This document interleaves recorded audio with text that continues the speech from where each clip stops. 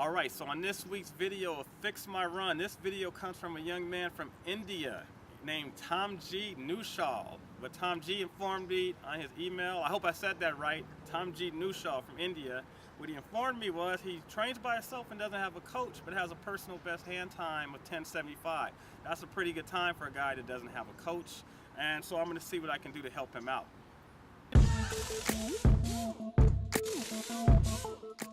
Alright, so we got the 30-meter sprint from Tamjeet Nushal from India. He's on a 4-point stance.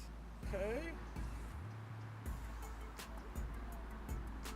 Alright, I'm going to watch it one more time. Okay, good first step. Okay, so on this video, thanks for sending it. Nothing where I would say, oh, you just did everything wrong. You did actually some decent things. 4-point stance, pretty good. You need to get your legs back a little more. For a 3-point stance, I think you could have held a little better. For a 4-point stance, you were a little tight. So I think because you were so low, just off my initial view of you watching it, was you had a good 1, 2, 3, and then you came out of your dry phase. But it worked. It wasn't bad, okay? But if you got your legs back a little farther, you would have more of a push on your takeoff, okay? That would extend your dry phase. A full push with your legs is when you take off, all of this pushes, okay? It's not just like a little bit of a push. It's a full push that you can drive 30 meters for, okay? So keep the head down, push, really aggressive arm action. I saw arm action that was pretty good your first 2 or 3 steps, and that's what I saw was after you took about 1 or 2 steps, it was almost like 1 step, 2 step drive, 3 step, all right, I'm good. It was like you stopped pushing.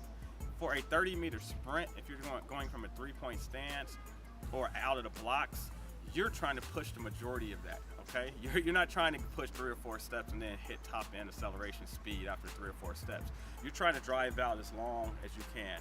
What you're doing on 30-meter sprints is you're driving out as long as you can so that when you finally come up out of your dry phase into your acceleration phase, you can then hold up your top end speed longer, okay? The race is minimal 60 meters, and if you're talking outdoor track, we're talking 100 meters. So if you can drive out for 30 meters, let's just say you're a high school kid, you're not nearly strong. Let's drive out 20 meters, but the race now is only 80 meters to go.